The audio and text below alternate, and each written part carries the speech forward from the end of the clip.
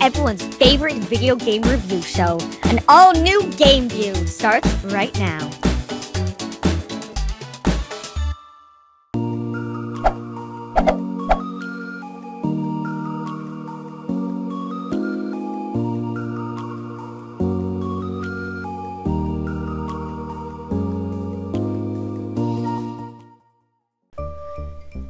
Hey guys, Scott here with Roxie. It's time for another game view, and tonight we are talking about Pokemon Ultra Sun and Ultra Moon, along with the Pokkén Tournament port and the Gold Silver remakes that are also coming to Nintendo eShop later this year, right, Roxie? Yep, and I, while it is an unpopular opinion, am pretty excited. Alright. Excited about all three, or one more so than the others?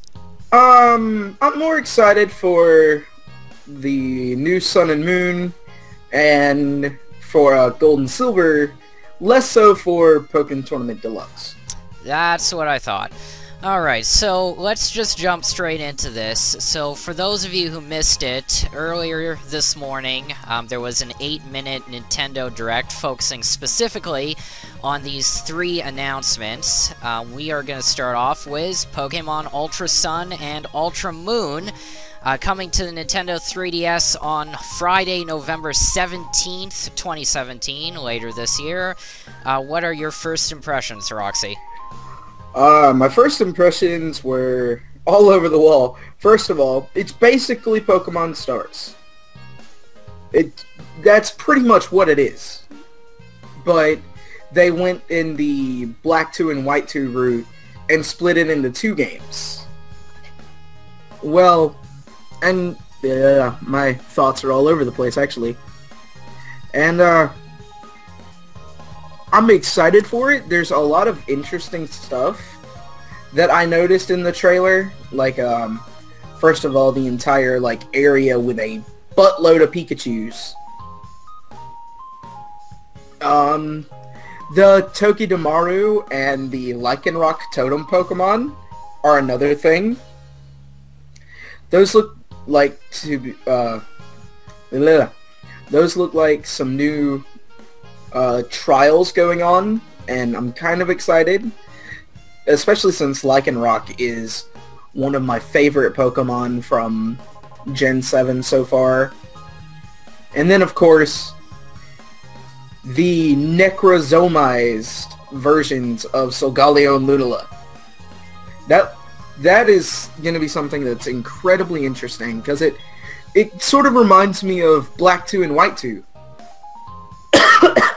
Where you had the Dragon and Ice type Kyurem fuse with the Dragon and Fire type Reshiram or the Dragon Electric type Zekrom. So it's pretty interesting.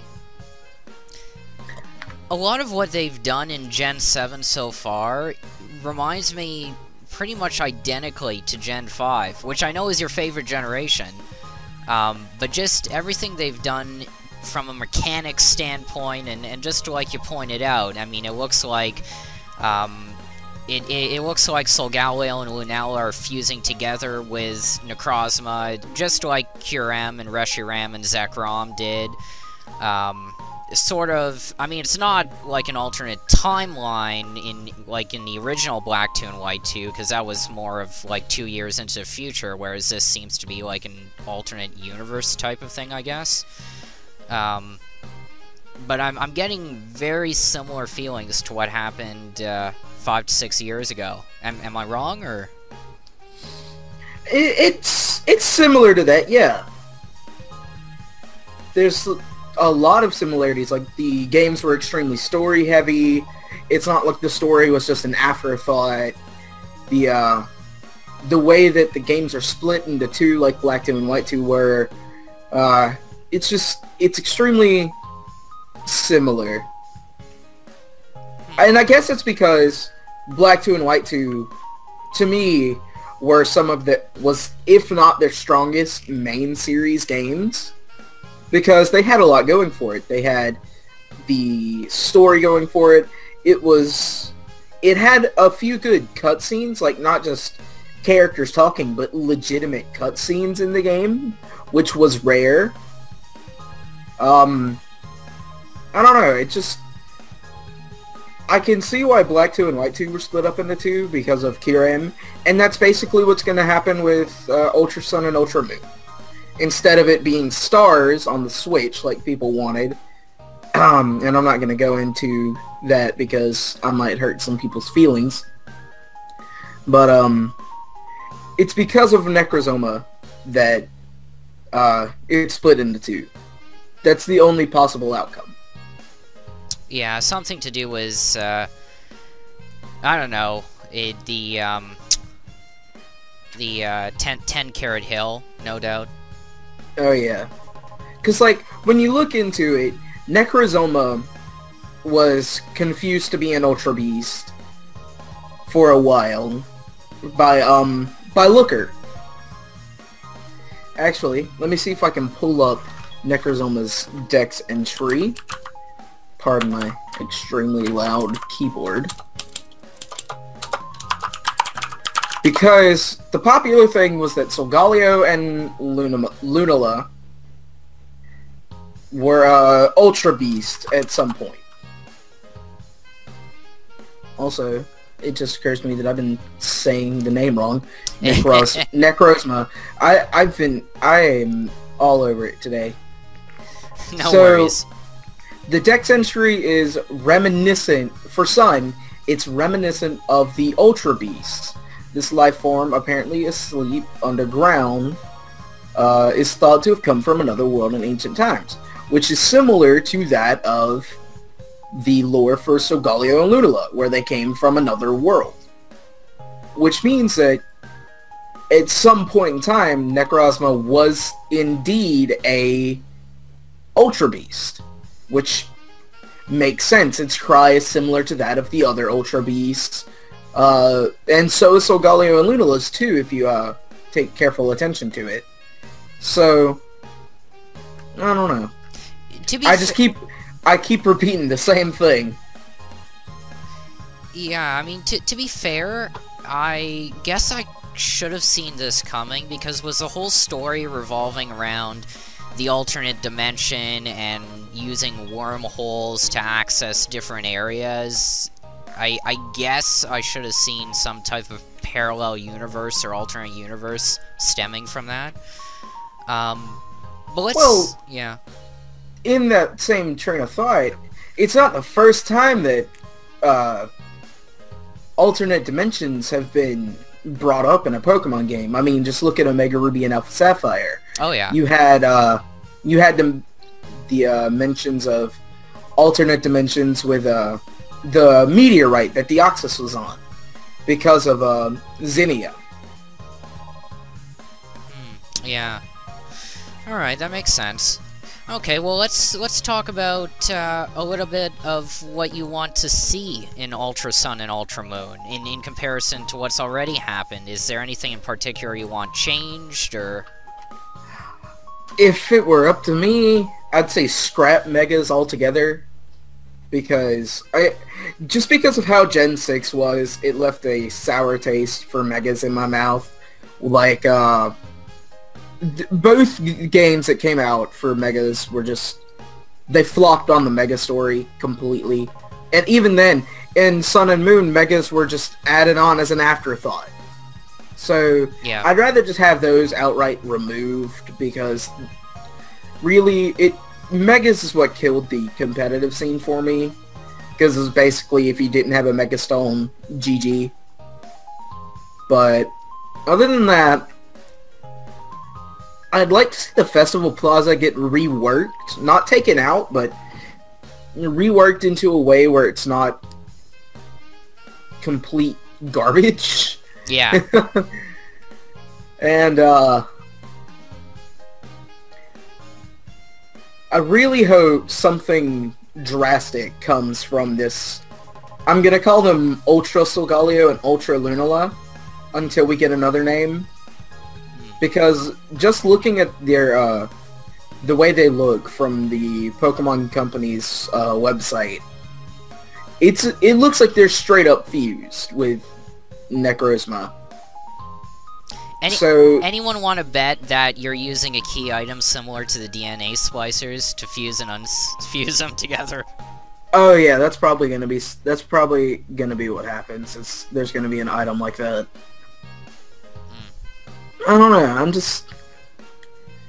I'm a sucker for a really good story. Oh yeah. Alright, well let me delve into some of the things that I'd like to see fixed. Personally, I don't really have an issue with, like, the story or the Pokemon. I know some people don't like the designs or whatnot. I think it's all fine. My issues with Sun and Moon lie more in terms of the mechanics that were introduced, or, I guess, modified, as opposed to Gen 6. So, a couple of the things I do want to point out. I agree with you 100% on the Mega Stones. I think that it was just a complete afterthought in, you know, what they did, you know, basically giving them to you at the very end of Sun and Moon. If they're not going to allow Mega Stones in online competitive battling, and they're really not going to incorporate them into the main story, it's probably just better off if they remove them entirely. One thing that I think they really should fix, just like you mentioned, the Festival Plaza. I like the plaza itself, because it is like Join Avenue. I like the idea of choosing your shops and then building it up and all that. But you have to find a better way for people to connect online.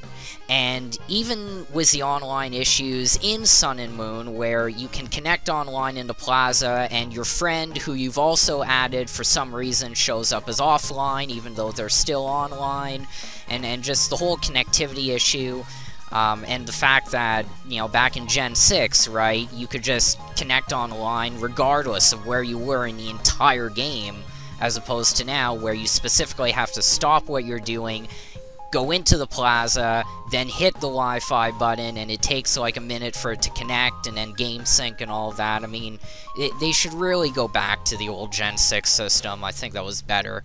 You know, just keep the plaza, but, you know, don't force people to have to go there in order to battle or trade. Other things that I noticed as well, I have to mention the SOS battles. I mean, Game Freak has taken a lot of flack from that. There has to be a better way they can do that. I mean, there should be something you can do to, aside from inflicting a status condition, there has to be something you can do to just prevent the wild Pokemon from just spawning another one, or just, you know, let the player throw a Pokeball whichever target is on the field, right? My problem is that, yeah, you can't really catch whichever one you want. You gotta wait to beat one of them and then catch the other. I think that's kind of dumb, but that's been something that's been in the Pokemon series for years now. Yeah. My problem is that you can't send out another Pokemon to fight them. That's true. You can't spend a turn to throw another Pokemon, have the two wild Pokemon attack yours, and then battle commences as normal. The way that I would fix this, and obviously I would assume Masuda has actually fixed this, because I'm going to give him the benefit of the doubt, with all the negative comments that people have been posting on this. I would think there's basically one of three ways. Either, number one, restrict the SOS battles to certain areas in the game, so that it's not just any patch of grass or water or cave area, where they basically show up anytime and anywhere. Number two would be, like I just mentioned, allow the trainer to throw a Pokeball at whichever one's out. That prevents the whole problem from starting. Or number three, at least implement some sort of a delay where if the wild Pokemon calls for help and then you defeat the ally, that it takes at least 2 or 3 turns before the wild Pokemon is allowed to call for help again, and that way it at least gives you a chance to inflict it with a status condition or to throw a few balls, you know, as opposed to right now, where basically, you know, you can knock out the ally, and before the same turn ends, another one can possibly be summoned, and basically you're back in a loop all over again. But yeah, definitely, I would hope that they would have fixed that. Some minor mechanical issues that I've noticed, when you're in PC boxes, the touchscreen controls are a little bit off. I used to like the Gen 6 system where I could just tap on any Pokemon and then just see their general summary on the top screen. Whereas now, basically, they've replicated the Gen 5 system where basically you touch a Pokemon and this menu pops up, which you have to close before you can actually tap on other Pokemon to see the stats. Some minor sorting issues with items in the bag. And I think we mentioned this before, Roxie, when we were originally talking about Sun and Moon, but I don't think this will get fixed, but the frame rate issues, especially in double battles, but, I mean, it's still on the 3DS, so it's still limited by the same hardware, right? Because it's on the 3DS, there's no way that the frames are going to be fixed. It would be a lot better if it were for the Switch, but I don't mind it. Yeah. I personally don't mind it being on the 3DS. Something I do want to bring up, though, that I noticed when I was like scrolling through Facebook a few moments ago, and I saw a screenshot about it. There seems to be new customization to the characters. Like the male character is wearing some kind of backpack with a not the hat from that he wore in the first go around. It's more of a beach type hat this time, and he's wearing swim trunks. So there's going to be, and that was one of my favorite things about X and Y that they brought back into Sun and Moon was trainer customization. Yeah, that's neat. What about the missing types of battles? I mean, I wasn't a huge fan of, I guess, triples or rotations or horde battles, but, I mean, do you think they're gonna come back here? I mean... Probably not. Mainly because, you know, triple and rotate, or were triples added into X and Y, or were they not? Yeah, they were there. They were there? Alright, so it was only rotation that was just kept Gen 5. There's probably no way they're going to bring those back because they weren't widely popular. I wasn't a big fan of triple battles. I preferred rotation, but there's probably no way those are going to be coming back. I wouldn't mind seeing them, but I feel like if they tried to do that with Ultra Sun and Ultra Moon on the 3DS, your 3DS would just burn up in your hands. Yeah, I don't know what to say on it. I mean, like I said, I wasn't a huge fan of them either, but it does feel kind of odd, because, I mean, when you think of them introducing it, right, it was Gen 5 that brought triples and rotations into effect, and then both of them were still in Gen 6. I mean, not a lot of NPCs battled you that way, but they were still in there, and then, of course, Gen 6 introduced the hordes as well. Sky battles were basically singles, so I'm not really counting that. But it does feel a little bit odd that they wouldn't at least have, like, an option for that. Like if you want to battle a friend or something. But, my thing is that out of all the battles that I hope they bring back, I hope they bring back Inverse, because those were really fun battles. Oh, right. I always thought Inverse was a really neat thing. Yeah, they've had some inverse competitions on the Global Link, but you're right, nothing officially in the game here for Sun and Moon. All right. And because of the way that Sun and Moon are being handled, the way that, you know, Black 2 and White 2 were, something that I'm really hoping that they do which I doubt they will, but I hope they do it, is bring back hard mode difficulty. Because that was something that was exclusive to Black 2 and White 2, and having hard mode was one of the coolest things, and I really hope they bring it back. Oh, on that note, I should mention, I know you don't really have a problem with this yourself, Roxie, and I know they're not going to fix this in Ultra Sun and Moon, but I really hope in the next generation they go back to the old EXP system. You seem to be the only one who has a problem with that, Scott.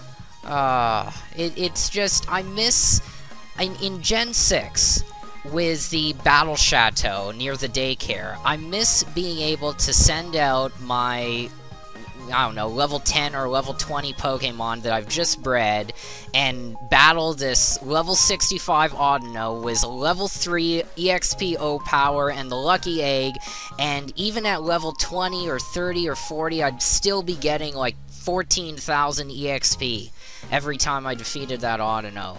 And of course, going back to the Gen 5 system, which was reintroduced into Sun and Moon, you basically, you get that from level 1, like, you can go into, you know, the area near the battle tree, and you can send out a level 1 and, you know, go up against, like, a level 58 Pelipper, for instance, and just in that one battle, you can go from level 1 to level, I think, 24, 25, if you've maxed out the affection and you're holding the Lucky Egg, and you've got the EXP share on as well.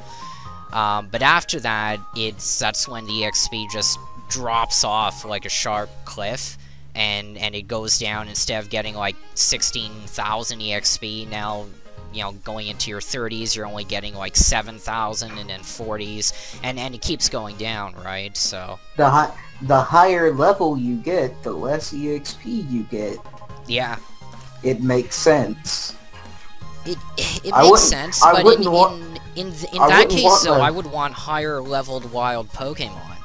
Like, I wouldn't want my level 50, I wouldn't want my level 50 Sableye getting the same EXP that my level 1 Charmander would be getting. I guess from a realism standpoint, yeah, that makes sense. But, I mean, if they want to keep that, what I want to see is higher leveled wild Pokemon. Or introduce the feature that the previous games had, reintroduce it, like the VS Seeker, where you could challenge the trainers over again. You know, not just having to go through the Elite Four constantly and enduring the animation cutscenes. Just because it still feels to me anyway, and I could be the only one feeling this, but it feels like it was so much faster getting a Pokemon, at the very least, getting a Pokemon from level 1 to 50, so much faster in Gen 6 than it is now. I mean, it's still pretty fast, but it does seem like it's slowed down a bit because of the EXP system. You had the O-Powers in Gen 6. Yeah, and that's part of it. Alright. You just being able to abuse the EXP system. Well, it's easier when you're training a lot of Pokemon for online competitions, right? Like, I mean, that's the thing, was the main story, like, if I wasn't focused on online tournaments and breeding and all of that, just talking about the story itself, starting from the very beginning and getting to the end and post-game, I'm fine with that. You know, I don't have any problem with the EXP system, you know, as it is. I think it's perfectly fine. It's just in terms of online competitions and having to constantly breed your Pokemon, and, I mean, once you get over 60, right, I mean, you can use the kitchens in Festival Plaza, and you can easily get to 100. But it's just, I mean, getting up to at least 50, just so you can see the same stats, you can sort of get an idea of, you know, which Pokemon you want to use instead of having, like, tons of different ones at different levels in your boxes and all that. But anyways, so aside from that, the only other thing that I wanted to mention was Ultra Sun and Ultra Moon. And I think we can both agree on this. The older legendaries are probably going to be back You're probably going to see a lot more, just like in Black 2 and White 2, the ones that didn't appear in Sun and Moon. Oh yeah, probably. They'll probably do what they did in like Omega Ruby and Sapphire and have those little portals appear where you just walk up to a portal and bam, legendary. Oh yeah. Which to me kind of takes out of it, because like in Black 2 and White 2, you had to hunt for the legendaries. You had to like do something special in order to see them. But in Omega Ruby and Alpha Sapphire, it was just have this specific Pokemon and here's a portal and here's your legendary. Yeah, it feels like they're going to do the same thing again with Ultra Sun and Ultra Moon, because they just want everyone who basically wants the older legends, but you know, they don't have the Black Cross, especially for online competitions. Game Freak's probably just thrown all of them into Ultra Sun and Ultra Moon, and that way you can catch them, and they'll be official Gen 7 versions and all that. Honestly, I don't even care for legendaries in an endgame the way that they were handled in Omega Ruby and Alpha Sapphire. What I really hope they do is just make sure the end game is good, because if the end game isn't good, then it's going to be boring. Yeah, you don't want the same thing to happen with Sun and Moon, where was the end game, or... Well, Sun Moon's end game was pretty neat with the Ultra Beast, but beyond that, what else was there? The Battle Tree? That's not an end game. The Battle Tree is as much an end game as the Battle Frontier was in Diamond and Pearl. On a side note, I also miss the Frontier. But anyways... Of course you do. Aside from that, I think we've covered everything on Ultra Sun and Moon, unless I'm missing something. I think that's it. Okay, sounds good. Let's move on to the next topic here, Gold and Silver remakes. You correctly predicted this a while back, Roxie, and yeah. Nothing brings me greater pleasure than knowing that I called something correctly. Because my predictions for the Direct was, it was going to be either Diamond and Pearl remakes, Stars, which I was technically right on, Gold and Silver and Crystal on the eShop, which I got 2 out of 3 on that. They didn't release Crystal for some reason, and a spin-off game. And I was right on everything but Diamond and Pearl. Or I guess I should say, are you happy that they're releasing Gold and Silver and not Crystal, or would you have rathered all 3, or...? I would have rathered all 3, that way they could have gotten the same treatment that, Blue, Red, and Yellow got, where all 3 were released. Because, I mean, honestly, I had a lot more fun playing Gold, Silver, and Crystal consecutively than I did Red, Blue, and Yellow.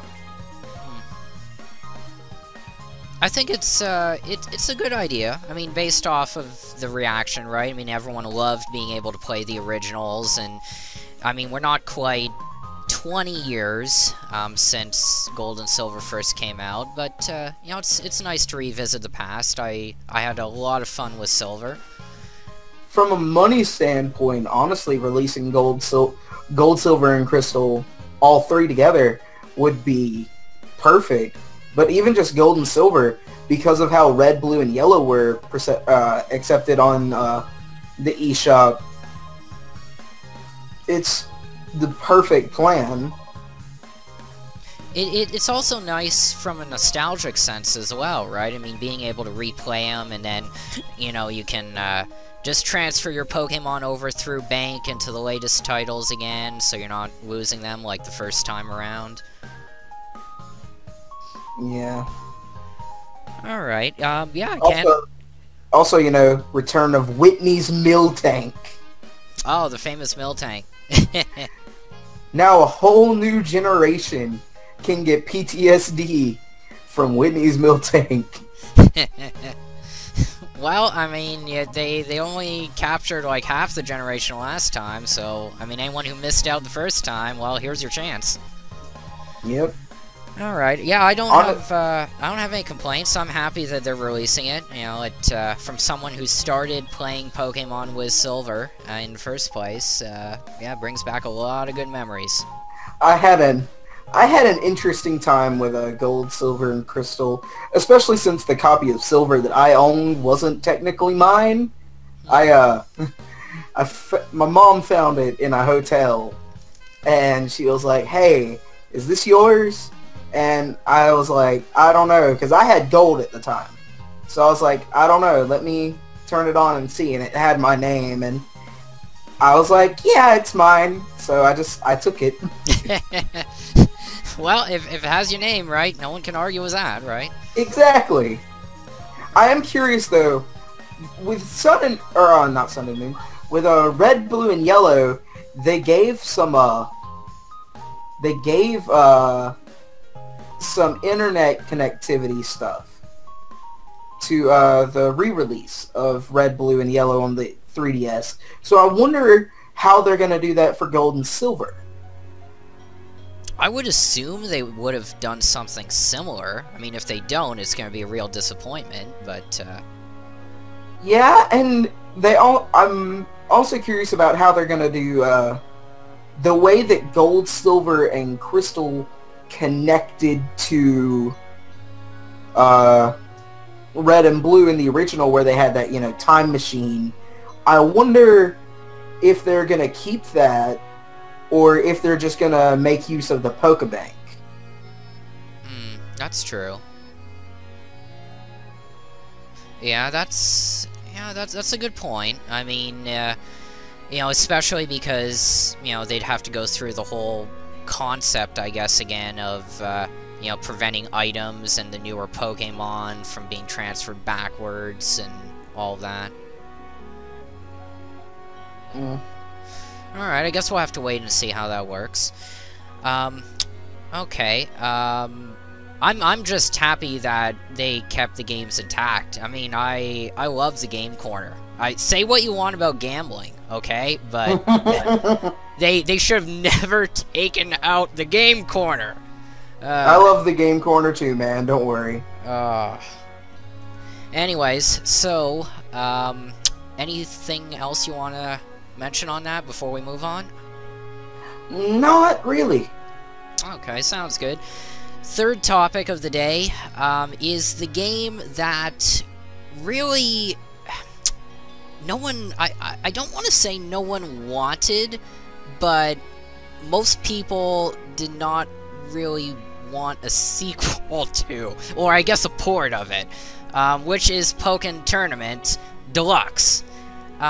First off, before we get into this, I have to throw this out. If they're just going to add the word deluxe onto all the Wii U titles, just release all the Wii U games again. I mean, come on. Just re-release everything on the Switch, add the word deluxe or DX to the end, and bam, you've got an entire library available to you. Well, to be completely fair, with Mario Kart 8 Deluxe, they did add stuff, and I'm under the ideology of they should have made Mario Kart 8 Deluxe its own, title. Yeah. Because there was so much added, there was so much change, that it didn't really deserve to be called Mario Kart 8 Deluxe. Yeah. It should have been like Mario Kart 9, and just, tweaked a little bit more. With Pokken, it's... how much can you really tweak the same fighting game? Yeah. Well, I mean, again, there were people months ago who were saying online that the reason why Nintendo wasn't releasing DLC content for Pokken on the Wii U to match the new stuff that was coming out on the arcade versions was because they were holding off on the Switch version. So I do have to give them credit. I mean, they did nail that prediction correctly. Okay, I sort of disagree with that, because Pokken came out long before the Switch was even called the Switch. And when Pokken came out on the Wii U, it was already said that there was going to be no DLC. Oh, they said that from the beginning? From the beginning, no DLC for Pokken. So, for people to say that the reason why is because they were holding out for the Switch, that's sort of grasping for straws way late into the Wii U's lifetime, don't you think? Yeah, I can see. I mean, it was sort of in the middle of it, though, because Pokken came out, when was it? March of last year? 2016? April, I think. April. So, I mean, it was around... I think it was around, like, October, November. That's when people started getting the ideas that, well, you know, we have all these characters in the arcade versions, and we're not getting them on the Wii U, so maybe Nintendo's just holding off until the next console, and then they're going to release everything all at once. I don't know. Something about that just... It's people trying to think that they have insight knowledge when they don't. Well, in any case, I mean, here we are. We've got a port for it. I never bought the original Pokken. I know you did, Roxie. I know you had a fun... You did have a fun time with it. But here's my question to you. Are you still playing it now? And if you are still playing it, how much fun are you having with it now in comparison to, let's say, 10 months ago? I haven't had Pokken for months now. Oh, you got rid of it. Yeah, I really needed the money, so I just traded it in. Is Pokkén Tournament DX something that you would get? Probably. If I have any, like, extra money, then yeah, I would definitely get it, just because it's another party game to have. I just have this feeling, like, again, I see where Game Freak is going with this, because, of course, the Switch is designed for cooperative play, right? So, you know, just like Mario Kart 8 Deluxe, you know, you can take it with you on the go and then just, you know, fight, you know, wherever you want. But it's, I don't know, I don't know if I'm going to get it. I might skip out on it again. It's just, Well, you don't have friends to play with, do you, Scott? Not locally. Other than online. Yeah. Online, it's mainly the reason that I would get it, just like with Mario Kart Deluxe, but more so, it's just, I don't know, it's just I'm not interested in it, if that makes sense. You weren't interested in the original Pokken either. No. So... It's just, it doesn't appeal to me, in the same way that, and I know there are some people out there who like that, who like this type of fighting game, but I would want basically what most of the other trainers out there want, which is a game like Coliseum or XD or, you know, Don't bring up my 1% dashed hope. Everyone else wants Sinnoh remake. Sinnoh, man. I just want Coliseum and Gale of Darkness. I know it's gonna happen at some point, right? I mean, we know for a fact that Game Freak likes to wait 2 to 3 years after a new console's out before they actually start migrating over to that platform. It's just, from a monetary standpoint, it makes sense. I mean, it's cheaper, it's faster to just port over the game that they've already created than work on something brand new in HD from scratch. But, I mean, I can't argue with the disappointment that's out there right now, that people want an actual turn-based game. Whether it's main series or a game like Coliseum, just something turn-based instead of another, you know, fighting game spin-off. I mean, what's next? Are they gonna do a spin-off of Poke Park? I mean, if anything, they're the only spin-off that they've kept going beyond what really should have been is Mystery Dungeon. And honestly, I don't even like Mystery Dungeon. I hate it. So they're just gonna keep rehashing Mystery Dungeon and main series titles and Pokken. And that's just gonna be it. Which is really sad, because Coliseum and Gale of Darkness, out of all of their spin-off games, those were the strongest. I can't argue with that. It's and the sad part about all this, Roxie, is that I'm almost 100% sure that they know that if they created a game like that for the Switch, it would be a bestseller. Just like everyone's buying Zelda right now, everyone's buying Mario Kart, everyone's going to get Splatoon, Super Mario Odyssey. If they came out with just a similar Pokemon title, it doesn't even have to be like one of the main series ones, just come out with a Stadium, a Coliseum, a Battle Revolution, anything in the vein of the 3DS titles, except you wouldn't have to deal with the frame rate issues, you wouldn't have to deal with everything on the small handheld screen, you could just, you know, plug it into your TV when you're at home, you take it with you on the go. They would make millions of dollars, and they know that, and like I said, I'm positive they're gonna do it. It's just we're looking at 2, 3, 4 years down the road, as opposed to what they could have done, which was just, you know, focused on doing that in the first place and get it out year of release or even in 2018 and just keep the momentum going with the system. I mean, hell, if they had just released Ultra Sun and Ultra Moon on the Switch, that would have been a system seller. Yeah. So many people would have bought a Switch just to get Ultra Sun and Ultra Moon. Which, you know, people are disappointed because they wanted their Sinnoh remakes. I couldn't give a crap about Sinnoh remakes, but they wanted it. And if they really do it, they should be on the Switch. Because with the way with how powerful the Switch is, it would be really strong. It would be really good. Like the frames wouldn't be an issue. They could fix all of the problems beyond the story problems. I have a lot of problems with Gen 4. They could fix up the speed. They could make it better. Because honestly, Gen 4 sucked. It's not only that though, right? It's the fact that, and I've said this to you before, and everyone who's actually watched our GameView series already knows what I'm going to say on this.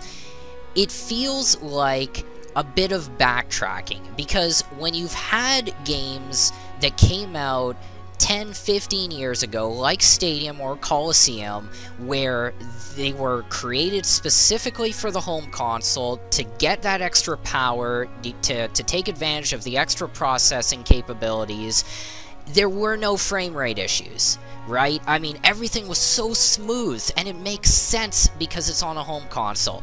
When they scaled it down to the 3DS, starting with X and Y in 2013, I get it, okay? The 3DS, it isn't as powerful as maybe the GameCube. I mean, I'm not an expert on tech specs, but let's just say it isn't.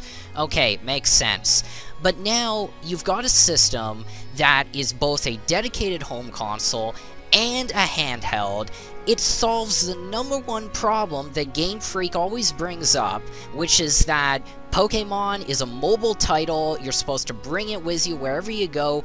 That is the Switch, okay? And to get their first 1080p HD Pokemon title out on a system that basically solves the one problem that they've been mentioning this whole time as to why they focus on handheld systems as opposed to consoles, and they don't do it, and they push it off for a couple more years. They're just trying to keep their 3DS alive for as long as they can until they realize that the Switch is basically just a better 3DS, which is going back on what I used to agree with, where the 3DS should have been around and it would have been separate, but honestly, that's what it is. I'm personally, I normally am against the idea of having a main series Pokemon game on a home console, but when the home console can be moved from place to place with ease, and it's handheld as well, and it's basically the better of the two, honestly, that's what they should do. Yeah. I mean, not only that, but, and people can fight me on this all they want, but I will say that the 3DS is coming up to the end of its life cycle. most electronic devices, once you hit the 7-year mark, they're considered a legacy. Like 90%, doesn't matter what you have, whether it's a computer, a TV, the device is a legacy device, it's grandfathered, it's no longer supported. In less than a year, the 3DS will be 7 years old. And yes, it is retaining momentum at the moment because of games like Fire Emblem Echoes and the new Pokemon title and, you know, what Nintendo is releasing this year, which is great. But once you get past that 7-year mark, I mean, once we get into April 2018 and beyond, honestly, I think Nintendo should just devote their resources full on into the Switch at that point. Because, I mean, the console's 7 years old, there's nothing else you can do with it. It is maxed out to its limits. And the Switch is where everything is at right now, and to just focus all of your team, all of the development cycles, just putting all of your time and money into one platform is a lot better than just continuing to split it into 2 separate platforms, one of which is already going to, you know, essentially be, you know, at the end of its life. So, You know, we say this, but then they're coming out with a new 2DS XL, just in the upcoming months. I swear, if they come out with another 3DS, which is, or a 2DS, like Arlo was making fun of this a few weeks ago. He said that what Nintendo should do is create a new 2DS non-XL for the people who want to play 3DS games, but not in 3D, but the screens for the 2DS are way too large. How are you gonna have a screen that's way too large? Anyways. I mean, come on. Just because they seem to be focusing on every single demographic, right? I mean, they've got so many 3DS systems out. You've got the original, you've got the 3DS XL, you've got the new 3DS, you've got the new 3DS XL, you've got the new 2DS XL, so the only one that you're missing is the new 2DS non-XL, if that makes sense. Anyways, so that's my thoughts on it. I just want to end off on one quick note. I know a lot of people were expecting the Sinnoh remakes. I was actually right in my prediction that Nintendo would not announce them, because what I was figuring was that the way Nintendo sees it, you can still play DS titles on your 3DS, and obviously Diamond and Pearl are DS titles, so I originally thought about a year ago that they weren't going to remake them until at the very least they came out with a new system that no longer played DS games. So far, it looks like I was right, because a similar thing happened with the previous remakes as well, right? I mean, Heart Gold and Soul Silver, Fire Red and Leaf Green, the originals, you couldn't really play them on the new systems, that's why they remade them.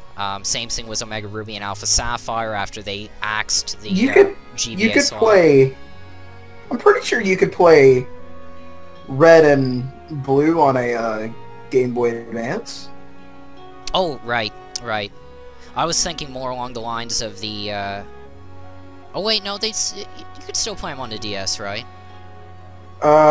You couldn't play them on the DS. You could play them on the Game Boy Advance. Oh, okay. Like, Red and Blue you could play on the Game Boy Advance, and I think the SP. But when the DS first came out, you couldn't play any of the GB or GBC games, and that's why they remade Heart Gold and Soul Silver. Oh, okay. They just remade Fire Red and Leaf Green to remake, they just remade Red and Blue into Fire Red and Leaf Green just to make them. Okay, so I was wrong on the first part, but anyways, my initial thoughts were right. Honestly, I don't think you're going to see the Diamond Pearl remakes until either... if I had to guess, and I hope this isn't the case, because it would mean that they're still supporting the 3DS long after the 7-year mark, I would guess it would either be next fall in 2018, sort of as like a filler in between generations, or they would remake them on the Switch. That would be my guess. But I don't see them, or rather I didn't see them remaking them this early because of the fact that, you know, even though we're talking 10 years, you know, you can still play the originals on the 3DS if you wanted to. I will say this, though, because we are coming up on E3, there's a chance, and it is a small chance, that we will be seeing a Diamond, Pearl, and Platinum announcement at E3. It is a very small chance, given that Ultra Sun and Ultra Moon were just announced, but yeah, still there. I'm gonna go against you on that one, Roxy. I don't think they're gonna do that, because it would seem, I mean, I could be wrong, but it would seem counterproductive, right? I mean, they want everyone hyped up for Ultra Sun and Ultra Moon as the new titles. As far as the old titles, they don't want to take attention away from Gold and Silver, so it would just seem counterproductive marketing-wise. Well, I doubt that. I doubt that it would take away from Gold and Silver, given that Silver are only eShop titles. Diamond and Pearl remakes would be a full-blown DS title, or a 3DS title, I should say. Yeah, it could be. But even if they did do that, I mean, it would take away from Sun and Moon, or Ultra Sun and Ultra Moon. Yeah. Not only that, but then I'd have to put up with the same frame rate issues again. So please, Nintendo, Game Freak, Masuda, if you're listening to the millions of Pokemon trainers out there, if you're gonna do a remake, at the very least, do it on the Switch, for crying out loud. That's all I have to say, please. Any last thoughts, Roxy? Yeah. Skip Diamond, Pearl, Platinum altogether and go right to Gen 5. I'm fine with that, as long as it's on the Switch. Alright, so that's basically our wrap-up on the announcement today. If you guys have any questions or comments, as usual, let us know on all social media, at TOONDISE, #GameView. Support us on Patreon, patreon.com/TOONDISE, and we will see you next time, right here on GameView. Until then, I'm Scott. I'm Roxy. We'll see you later.